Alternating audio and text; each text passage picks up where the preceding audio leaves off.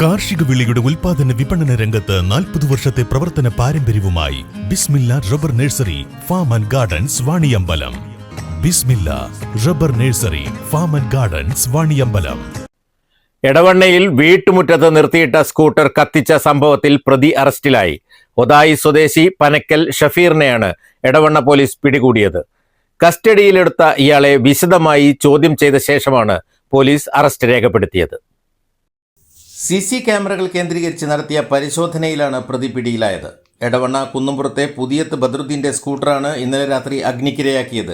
വീടിന്റെ പോർച്ചിൽ നിർത്തിയിട്ട വാഹനം മീറ്ററുകൾക്കപ്പുറത്തേക്ക് തള്ളി മാറ്റിയാണ് തീയിട്ടത്. വാഹനം പൂർണ്ണമായും കത്തിനശിച്ചിരുന്നു. സമീപത്തെ CC ക്യാമറകൾ ഉൾപ്പെടെ പരിശോധിച്ചിരുന്നു. അറസ്റ്റിലായ ഷഫീർ കുറ്റം സംബന്ധിച്ചതായി പോലീസ് പറഞ്ഞു. മുൻ വൈരാഗ്യമാണ് കുറ്റകൃത്യത്തിന് കാരണമെന്നും പോലീസ് പറയുന്നു. പ്രതിയെ കോടതിയിൽ ഹാജരാക്കി. അന്വേഷണത്തിന് SCPO Rajan Thomas, Dinesh, SI Reni Philip, CPO Vineeth, Prateesh Kumar, ASI Sandhya, Sunitha എന്നിവർ നേതൃത്വം നൽകി. News bureau, Edavanna. Sara gold അവതരിപ്പിക്കുന്ന സ്വർണ്ണ സമ്പാദ്യ പദ്ധതിയിൽ അംഗമാകൂ. സ്വർണ്ണാഭരണങ്ങൾക്കൊപ്പം കൈനിറിയ സമ്മാനങ്ങൾ നേടൂ. കൂടുതൽ വിവരങ്ങൾക്ക് ഇപ്പോൾ തന്നെ മിസ്ഡ് കോൾ ചെയ്യൂ 7012 945 198.